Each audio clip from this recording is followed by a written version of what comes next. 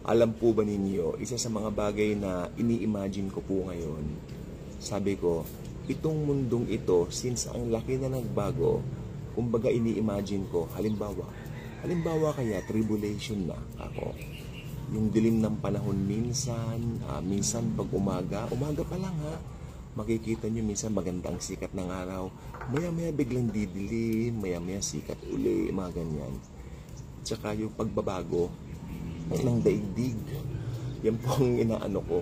Pero sa kaiguturan ng puso ko, nagpapasalamat pa rin ako dahil church age pa rin tayo.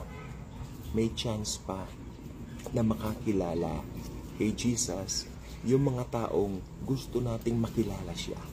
Yung mga tao, lalo na yung mga mahal natin sa buhay, na alam natin na kapag inabutan ng physical death ay dire-diretso po sa impyerno dahil hindi pa nila tinatanggap ang libreng alok na regalo ng Diyos, ang kanyang anak na si Jesucristo.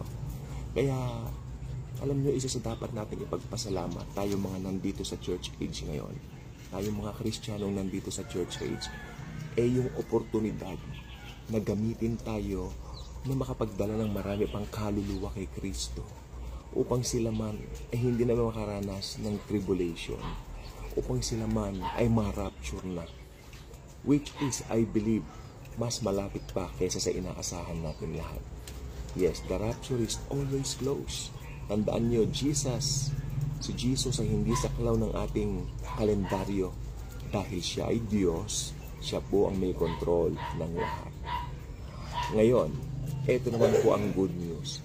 The Lord Jesus, because of His goodness, meron siyang gagawin upang ang kanyang mga anak ay hindi na magdanas, or should I say, kailanman ay hindi magdanas ng tribulation. Gagawin ito ng Panginoong Jesus dahil mahal na mahal niya ang kanyang mga anak. In fact, ang tawag po sa atin ay the bride of Christ. Tayo po ay kanyang well-prized possession. Iniingatan po niya tayo. Hindi niya kailanman hahayaan na isuong tayo sa 7 huling taon na kapighatian ng daigdig na ito. Kaya ang Panginoong Jesus po ay nangako na aalisin na po niya tayo dito bago pa dumating ang 7 taon ng tribulation niya. Anong talata ang sinasabi ko?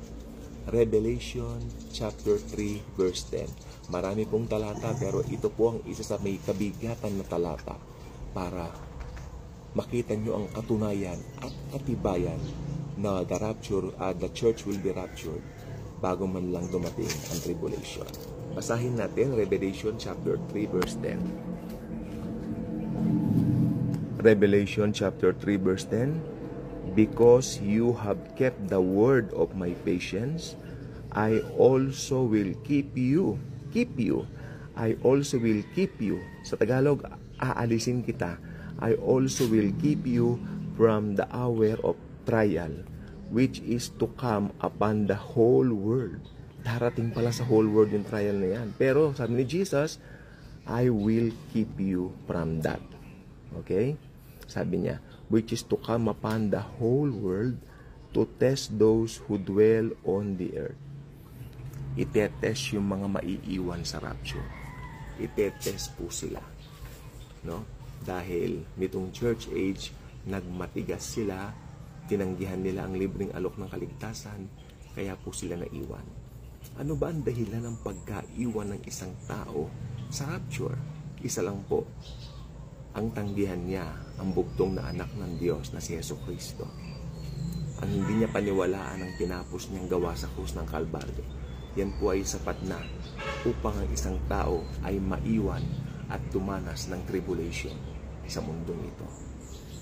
So ang solusyon para hindi ka maiwan, tanggapin mo si Jesus as your very own personal Lord and Savior. Believe in His finished work and be saved. Okay? So, talagang pre-trib po talaga ang mangyayari. Hindi po mid-trib at hindi post-trib. Pre-trib dahil pre-tribulation rapture, ayan po ang nakasulat sa Biblia. Sapagkat Jesus doesn't promise to protect His church in the midst of the hour of trial, but rather during the hour that is the entire period of the tribulation age.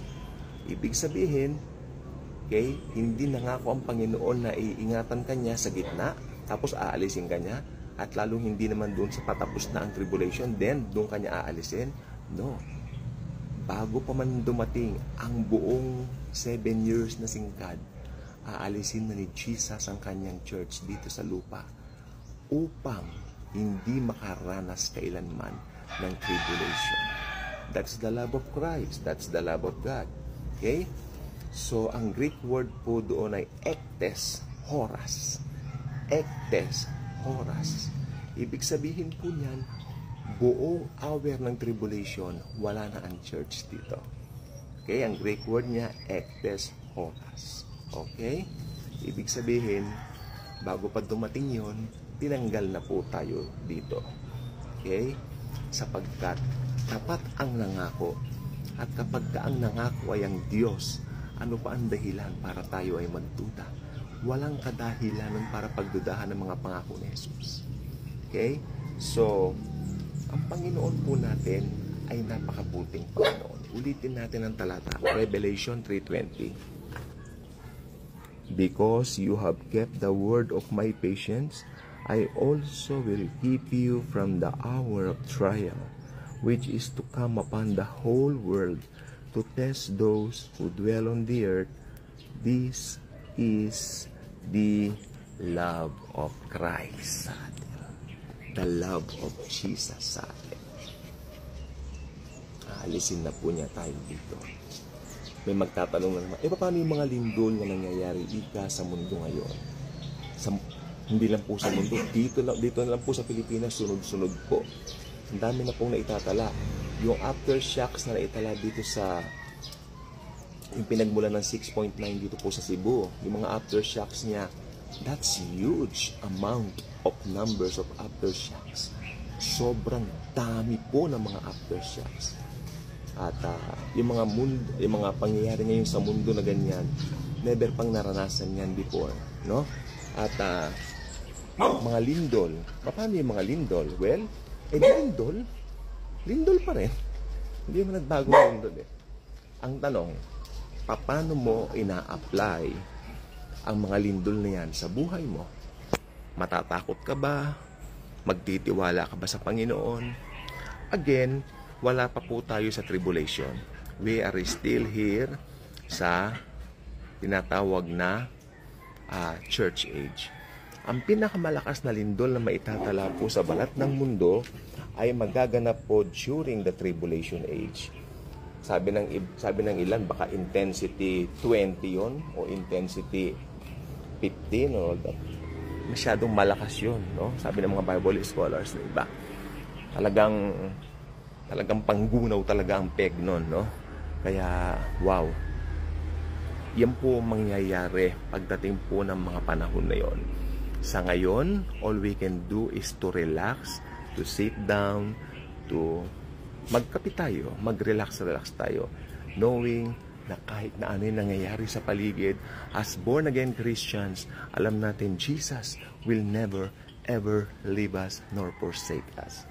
Enjoy life. Enjoy life with Jesus. That's what He loves us to do. That's what He really loves us to do. At syempre, huwag kalilimutang i-share ang video ito. Sapagkat pag sinare ninyo ang video ito at ang channel ng Daily Good Vibes, aapaw ang pagpapala sa inyo, hindi lang po sa inyo, maging doon sa mga taong makakasumpong ng channel na ito. Dahil sa channel na ito, isang person lang ang bida, si Jesus Christ, at wala na pong iba. Okay? So, hilingin natin na lalo tayong maging concentrated sa pagiging bida ni Jesus sa buhay natin. Sapagkat kung hindi, madaling agawin niya ng mga celebrities, ng mga distractions, no? Yung mga pop icons ngayon, ng mga nakikita natin social media, wag nating hayaan na agawin ng mga yan sa isip natin ang pagiging bida ni Jesus sa buhay natin.